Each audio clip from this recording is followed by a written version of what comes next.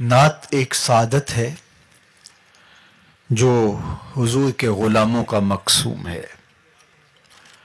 جن لوگوں نے اس مقدس سعادت کو کاروبار بنا لیا اور پیٹ کا دھندا بنا کر کے نعت کے تقدس کو پامال کرتے رہے، ان کے جانے کے بعد دنیا ان کا نام بھی فراموش کر دیتی ہے. اور جنہوں نے نعت کو حضور کی بارگاہ میں با ادب حاضری کا ذریعہ قرار دیا اور عشق رسول کے پھیلاؤ کا اس کو ایک ٹول بنایا، پھر زمانہ ان کے جنازوں کو بھی رشک کی نظر سے دیکھتا ہے. بہت سال نوجوان تھا، آج ان کو مرحوم کہتے ہوئے کلیجہ منہ کو آتا ہے، لیکن یہ ایک اٹل حقیقت ہے کہ جو یہاں آیا ہے اس نے بہرحال پلٹ کے واپس جانا ہے. اس دنیا پر کسی کا مستقل قیام نہیں ہے. زندگی کی سانسیں لمحہ لمحہ ٹوٹ رہی ہیں اور میں اور آپ تیزی کے ساتھ موت کی طرف بڑھ رہے ہیں. یہاں کسی نے بیٹھ نہیں رہنا، بالآخر کوچ کرنا ہے. تو آئیے میں اور آپ اپنے آپ کو مالک کی دہلیز پہ لے جائیں اور موت کی تیاری کریں. مجھے بتاؤ کہ کسی کو پتا تھا کہ یہ چمکتا ہوا چہرہ اور یہ روشن پیشانی جب بولتا ہے تو لہجے کی خوشبو اطراف میں پھیل جاتی ہے، یوں ہی ہاتھوں سے نکل جائے گا؟ کیا میرے اور آپ کے خواب و خیال میں بھی کوئی 2-3 ماہ پہلے یہ کہانی تھی؟ لیکن یہ حقیقت واقعہ ہم اپنی آنکھوں سے دیکھ رہے ہیں. تو اس لیے میں نے اور آپ نے بھی یہاں سے رخصت ہونا ہے.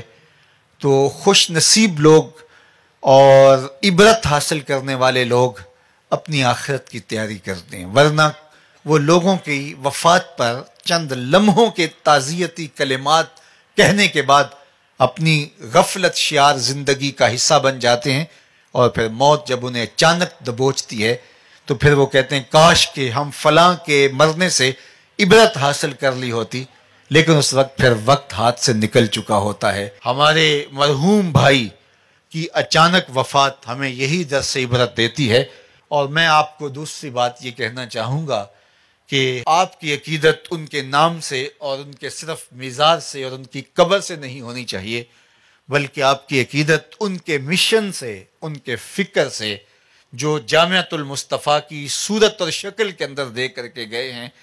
آپ کی محبت کا عملی ثبوت اس ادارے کو آپ نے اپنا ادارہ سمجھنا ہے. میں مر کے بھی زندہ ہوں اہل وفا کی محفل میں، میری محفل میں یا میرا مزار نہ پوچھ. تو کسی کی فکر کے ساتھ جڑ جانا، یہ اس کے ساتھ محبت کا حقیقی رنگ اور حقیقی اسلوب ہوا کرتا ہے. تو یہ انہوں نے ایک مثال بھی قائم کی. عمومی طور پہ ثنا خانوں کو پذیرائیاں بھی ملی ہیں، بہت بہت عزتیں بھی ملی ہیں، لوگوں نے مال بھی نچھاور کیا، لوگوں نے ان کے قدموں میں اپنی آنکھیں بھی بچھائیں. ثنا خانوں کی بہت ساری غلطیوں کو لوگ نظر انداز بھی کرتے ہیں، اس لیے کہ یہ حضور کی ثنا خانی کرتے ہیں، یہ حضور کی نعت پڑھتے ہیں. تو پھر ان کا بھی حق ہوتا ہے کہ جس دین نے، حضور کے نام نے ان کو جو عزتیں دی تو وہ بھی ریٹرن کریں اور وہ بھی کچھ پیش کریں. میں نے ایک زمانے میں کہا تھا کہ گلوکاروں نے اور کرکٹرز نے اپنی اس شہرت سے فائدے حاصل کر کے بڑے عالی نصب ہاسپٹل اور بہت کچھ جو ہے وہ فلاحی کام کھڑے کر دیے. کاش کہ یہ ثنا خاں مل کر کے ایک حسان بن ثابت یونیورسٹی ہی بنا دیں.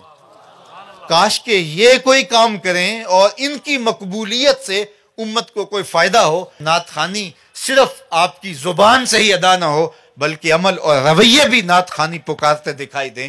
تو لازم ہے کہ نعت خواں حضور کے نام کی یونیورسٹیاں اپنی مقبولیت کے ذریعے سے قائم کریں. تو میں خراج عقیدت اس قبر کی مٹی کو بھی پیش کرتا ہوں کہ جس قبر میں آسودہ خالد حسنین خالد مرحوم نے یہ ادارہ قائم کر کے حضور کے ساتھ اپنی وفاؤں کا ثبوت دیا.